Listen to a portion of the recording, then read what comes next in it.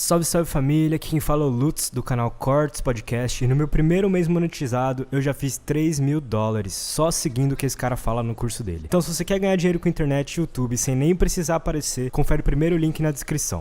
Olha que lindo isso aí. Quando você vê esse quadro, o que ele diz pra você? Porra, que eles estão num país da Europa onde tem essas montanhas com neve. Muito bem. Esse quadro te dá uma ideia de inteligência, de projeção, de criador? Você poderia pensar no formato das coisas, como eles cada um tem o seu formato. O quadro mesmo, não tô pensando na paisagem não, o quadro, o objeto quadro. Tá. Pra mim parece... Alguém pintou esse quadro. Alguém pintou esse quadro. Sim. O Igor já matou a charada. Entendi, sim. Por que você acha que alguém pintou? Por que você acredita no pintor?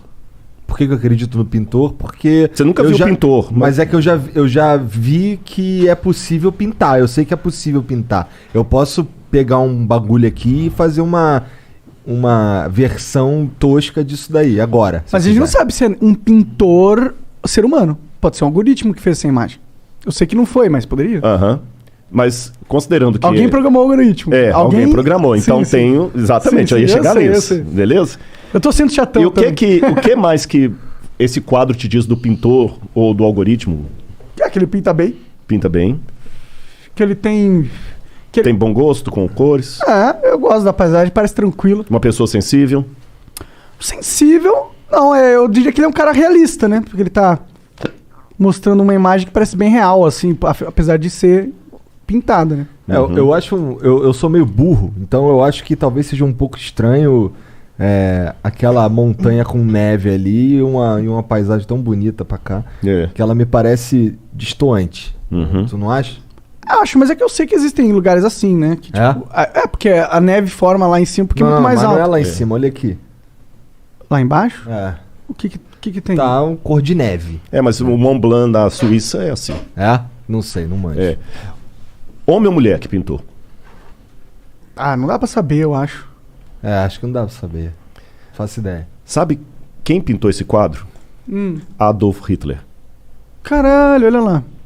Por que eu trouxe isso aqui pra vocês? Eu acho... Nossa, eu vibro demais.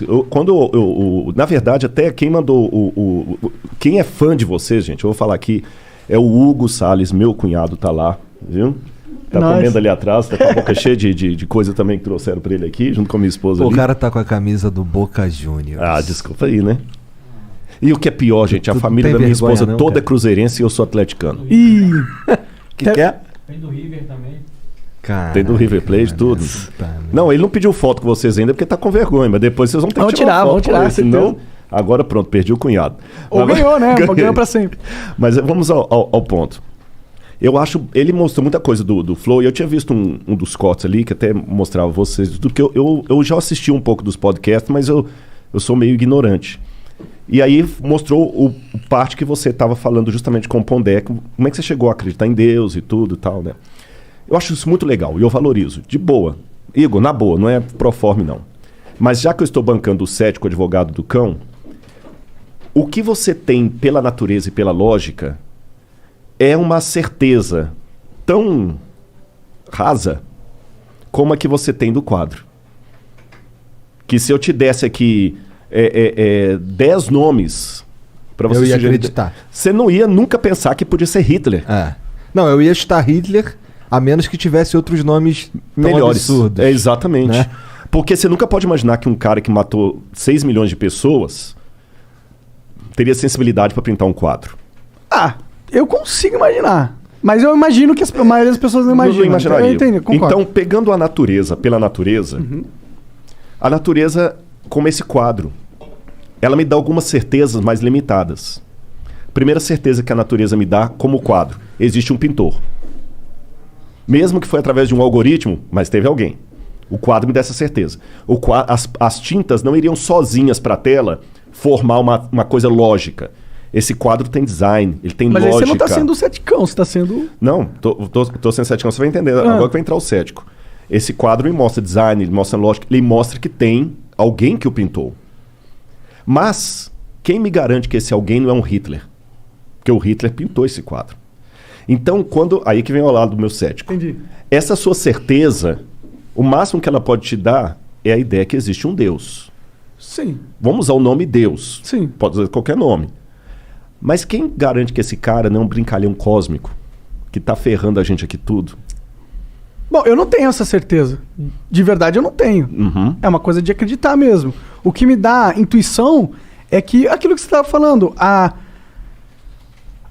realidade parece ser boa no sentido de tem muita merda, mas as coisas vão caminhando, vão melhorando. Tipo, parece que tem algo dentro dessa realidade que quer progredir, tá ligado? E isso é a evidência que eu uso para que eu não tenho uma imagem desse Deus que eu acho que exista, mas eu não tenho nenhuma certeza das características dele. Aí que tá o ponto. Agora você chegou no ponto. Sim. E aí que vem o meu testemunho agora de fé. Uhum. Eu, quando eu olho a natureza, ela me dá essa certeza. Não tem que ter um design. Pá, o cara deve ter intenção, tudo. Tá. Só que ela não me responde se ele me ama. Ou se ele é um Hitler. Então a primeira coisa que eu tenho que trabalhar é a possibilidade de Deus existir. Depois que eu trabalhar essa possibilidade de Deus existir, eu vou trabalhar uma segunda possibilidade. Será que ele se revela? Será que ele consegue ficar pequeno bastante para me entender? Aí que eu começo a buscar na história das religiões por que aquele livro chamado Bíblia Sagrada é realmente a palavra dele ou não. É lógico que em 30 segundos não dá para eu resumir para vocês por que eu cheguei à conclusão que a Bíblia é a palavra de Deus e o Bhagavad Gita não. Eu precisaria de mais tempo, mas vamos deixar o beneplácito que eu fiz pesquisas para isso. E eu cheguei à conclusão racional que a Bíblia é a palavra revelada de Deus. E essa palavra revelada de Deus, ela não me disse apenas informações sobre Deus. Ela me contou a história dele. E ao contar a história dele, aí vem todo aquele esquema que eu falei de Cristo na cruz, enviado e tudo, eu descobri a coisa mais linda que eu podia descobrir. Que Deus, ele responde à minha ansiedade contraditória. Vou explicar por quê. Se eu for pro lado do ateísmo, vamos abrir o jogo. O Fernando Pessoa dizia: o que é o ser humano senão um cadáver adiado que procria? E é isso que a gente é, você entendeu? É um corpo que faz sexo até morrer. Acabou. Por isso que muitos são da escola pessimista e tudo mais, porque a realidade é essa. Por mais que alguns queiram, não, mas dá dentro do pessimismo para viver numa boa? Não dá, desculpa. Pode até ser que alguém conheceu, mas não dá. Não dá para viver numa boa. A sobriedade, ela te incomoda. Você saber que mais cedo, mais tarde, você vai morrer ou vai enterrar alguém que você ama. Pô, caramba, isso é muito dolorido. Por outro lado, se eu for pro lado do teísmo, que é chamado crer no Supremo, mas ficar só com o quadro não me diz se quem pintou foi uma freira que eu poderia levar para minha casa e que ia cuidar de mim se eu estivesse doente, ou se era um maníaco como o austríaco que matou 6 milhões de caras, porque os dois podem pintar quadro.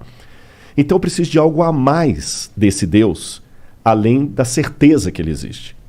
E esse algo a mais, ele vem de uma coisa que o Karl Rahner, que é um teólogo formidável, católico, morreu nos anos 70, Karl Rahner chamava de transcendental, existencial transcendental. O que é isso?